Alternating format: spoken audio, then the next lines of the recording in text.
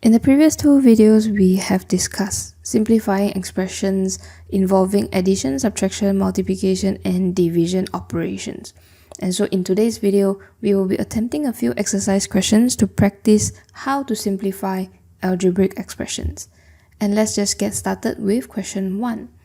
Simplify 2x plus y plus 3x. Okay, when we look at addition and subtraction operations, all we have to do is really just collecting like terms. Collecting like terms in terms of what? The similar variables, which is, in this case, we see two x variables here that are the same. 2x plus 3x, we can simplify into 5x and then plus y. Question 2. 5xy minus 2 plus xy. Okay, remember that when we do multiply the variables together, they are still considered as one term. So 5xy is a like term to xy, and we can add them together to get 6xy minus 2. Question 3. 12x squared minus 4x plus 2x squared. One very important thing to recognize here is that x squared and x are not like terms, right? Even though they look similar and they're just raised by another power, but they are different terms and they are not like terms, and we cannot collect them together. It would be a different story when we do multiplication operations, but bear in mind, this is still a addition subtraction operations and we cannot collect them as like terms. So in this case, we can only collect 12x squared and 2x squared, which will get us 14x squared minus 4x. Question 4. 4xyz minus 3xy plus 2xz minus xyz. Even though this question looks really long and really complicated, it's actually really simple as long as you just follow the rules, right? Which is that when you multiply all the variables together, they're just considered as one term. So the only like terms that are available here is the xyz terms.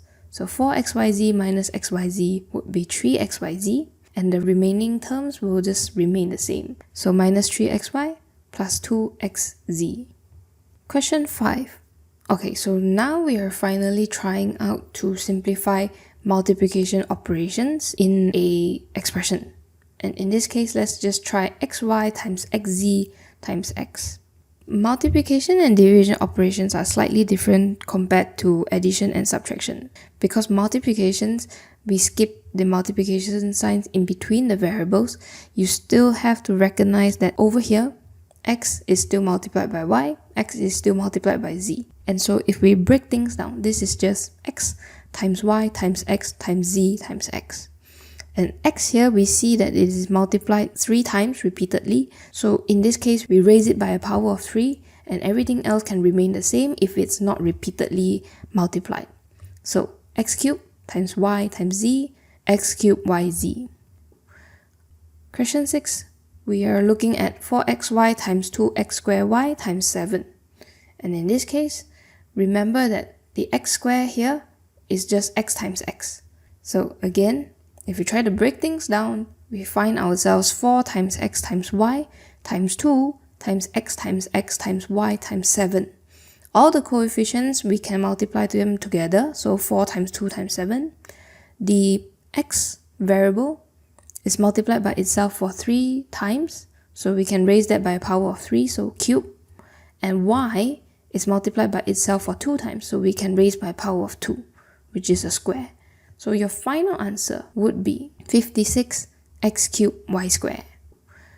Question 7, let's look at the division operation. We have 45xy divided by 20x. So remember previously we talked about all of the numerator is divided by all of the denominator. And with that, you can rearrange those operations however you like. In this case, we can break it down as 45 times x times y divided by 20 divided by x. And in this case, we can rearrange this as 45 divided by 20 times x divided by x times y. So in this case, after you simplified everything, 45 divided by 20 is actually 9 over 4. X divided by x is 1 and multiplied by y. So what you get in the end is 9y over 4. Question 8. 100xy divided by 25x squared. If you're able to do this without the breakdown that I've just showed just now, that would be great, because this is how quickly you want to get done with the questions. Otherwise, if you break everything down, you wouldn't have enough time to finish your paper in the exam. So without breaking things down, 100 divided by 25, we get 4. X divided by x squared, we actually get 1 over x. And y is not divided by anything because there's no y variable to divide by, so we're just going to leave it there. Your final answer should be 4y divided by x. Okay, so the last question for today, let's just look at multiplications and division operations combined together. We have 5x divided by 2 times 4x divided by 10.